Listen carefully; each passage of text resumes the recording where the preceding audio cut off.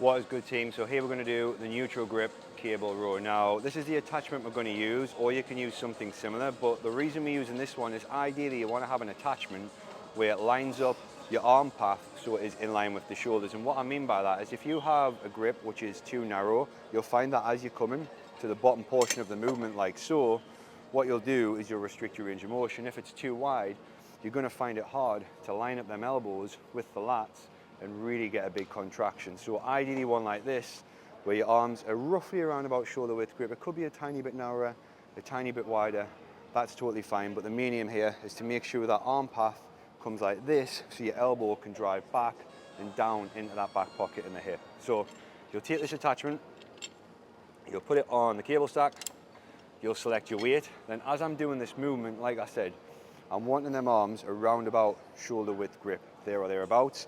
And I'm thinking about initiating and pulling the movement with my elbows. So you are going to be pulling with your hands, but you really want to think about keeping that torso upright and driving them elbows back and into that back pocket. So just imagine you've got a back pocket there, that elbow's coming in back, down, and tucking around your body and squeezing them lats as hard as you can. Now you're not going to be able to do that because you will be attached to the bar, but that's the cue I'm thinking about as I'm rowing the movement. So then all I'm going to do is grab the bar, and then in terms of your starting position, you want to have your feet on the pad, but you don't want to be too far back, so your legs are completely straight and locked out, so that's going to put unnecessary tension behind the knee and be quite uncomfortable. You also don't want to be too close to it, because as you begin to push forward and row, you're going to hit your knees, which you don't want to do. So around about 10-15 degree bend in the knee, just so you've got a nice stable rowing position. Then you're going to go forwards, and then what I like to think about when I'm here is pushing them shoulder blades forwards to get a good stretch on the lats, but completely avoiding leaning forwards, because a lot of people when they'll do this is they'll lean forwards thinking they get a good stretch, and then they'll lean backwards thinking they get a good contraction, which don't get us wrong. You will involve the lower back doing that, but we want to try and put as much tension on these lats as we can.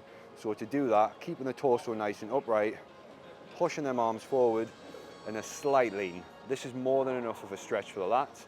Then you're going to drive them elbows back, back, back, back, back, back, back.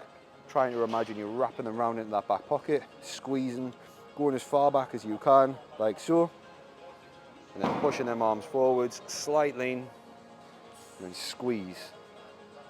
Pushing them arms forwards, slight lean, squeeze. Pushing them arms forward, slight lean on the lats, up, squeeze. And that is the neutral grip cable row.